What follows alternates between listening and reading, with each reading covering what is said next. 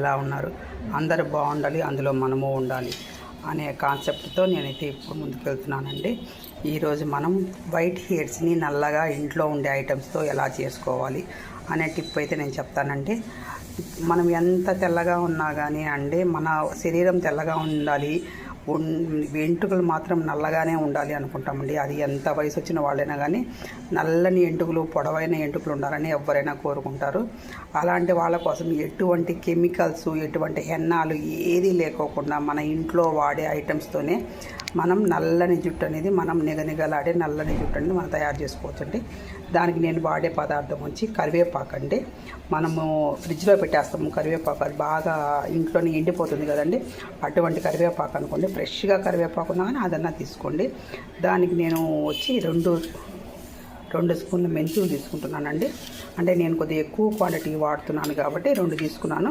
మీరు ఫస్ట్ సారి చేసుకున్న వాళ్ళైతే ట్రై చేయాలి, నమ్మకం లేని వాళ్ళైతే ఒక్కొక్క స్పూన్తో ట్రై చేయండి. కానీ రిజల్ట్ అయితే సూపర్ అంటే సూపర్గా పనిచేస్తుందండి. నేనైతే 2.5 స్పూన్ ఆవాలు తీసుకున్నాను, 2 స్పూన్లు మెంతులు తీసుకున్నాను, 1 స్పూన్ వచ్చి కలోంజీ సీడ్స్ తీసుకున్నానండి. ఈ 4 ఐటమ్స్తో ఎలా చేస్తానో నేను మీకు చూపిస్తాను. ఒక్కసారి అయితే ఈ వీడియోనైతే ప్రతి ఒక్కరు సబ్స్క్రైబ్ చేయండి, ఒక లైక్ ఇచ్చేసేయండి. అలాగే మనం వీడియోలోకి వెళ్ళిపోదాం. హాయ్ అండి.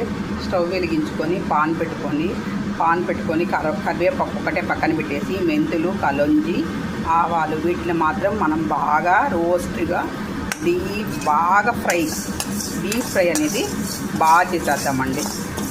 ఆయిల్ లేకోకుండా అండి. డీప్ ఫ్రై అంటే మళ్ళీ ఆయిల్ ఫ్రై అనుకుంటారేమో. ఓన్లీ బాగా ఏగాలండి వీటిని. చూడండి, మనకు ఇలా అయితే ఏగాయి కదండి. ఇప్పుడు దీంట్లో మనం కరివేపాకు యాడ్ చేద్దాం. చూడండి, ఇప్పుడు కరివేపాకును కూడా మనం బాగా రోస్ట్గా ఏగనిద్దామండి. ఇది ఏగేటప్పుడు కొద్దిగా మంట స్లోనర్ని పెట్టుకోండి మీడియంగా, ఎందుకంటే బాగా పొగ వస్తుందండి. చూడండి ఎలా ఏగుతూ ఉందో. ఇంకా బాగా రోస్ట్గా బ్లాక్గా ఏగిపోవాలండి. చూడండి ఎలా పొగ వస్తుందో. లాస్ట్ అయితే మాత్రం బాగా ఏగేటప్పుడు కొద్దిగా పొగ వస్తుందండి, కొద్దిగా జాగ్రత్తగా వేయించుకోండి. చూడండి, మనకి ఈ విధంగా అయితే ఏగాలండి. ఇప్పుడు స్టవ్ ఆపేస్తున్నాను. ఈ మంట మీద కొద్దిసేపు అనేది అట్లాగే బాంటట్లో ఉంచేద్దాము, ఇంకా బాగా ఏగుతుంది. ఇప్పుడు ఈ పౌడర్ని దీన్ని మనం మెత్తగా పౌడర్ చేసి పెట్టుకుందామండి. చూడండి ఎంతటి మెత్తటి పౌడర్ అనేది వచ్చిందో మన చేతికి. కానీ చూడండి, మీరు ఎంత చేసినా కానీ ఇది పోదండి. ఇప్పుడు 4-5 గిన్నెలు కానీ కడిగితే అప్పుడు పోవాల్సిందే కానీ పోదండి. ఇంత న్యాచురల్ రెమెడీ పౌడర్ అనేది మనం ఇంట్లోనే ఎంత హెల్తీగా చేసుకోవచ్చు అండి. ఇప్పుడు దీన్ని మనము ఎలా చేసుకోవాలో చూపిస్తాను. మనకు ఎంత పౌడర్ అయితే కావాలో అంత ఇంచుమించు 1 స్పూన్ అనుకోండి. దీనిలోకి 1 స్పూన్ అనేది ఒక కొబ్బరి నూనె వేసుకోండి, కలుపుకోండి.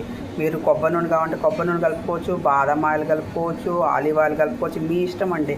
నేనైతే ప్యూర్ మనం మిషన్ దగ్గర ఆడించుకునే కొబ్బరి నూనె నేను వాడతాను. ఆ కొబ్బరి నూనె నేను ఇప్పుడు 1 స్పూన్ అనేది దీంట్లో యాడ్ చేస్తున్నానండి. చూడండి, 1 స్పూన్ అనేది మనకు సరిపోలేదు, ఇంకొద్దిగా అనేది ఆయిల్ వేస్తాను.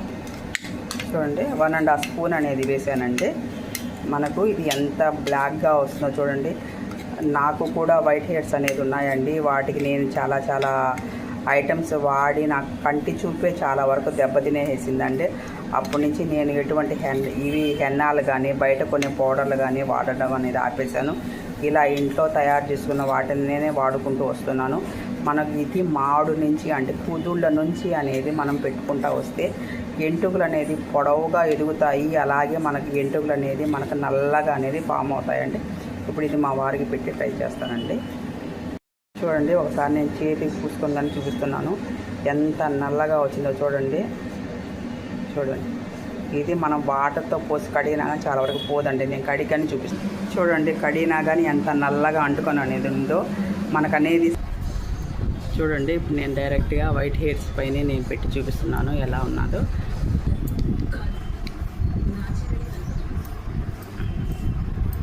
ఇలా అనేది మొత్తం అనేది అప్లై చేసుకోండి.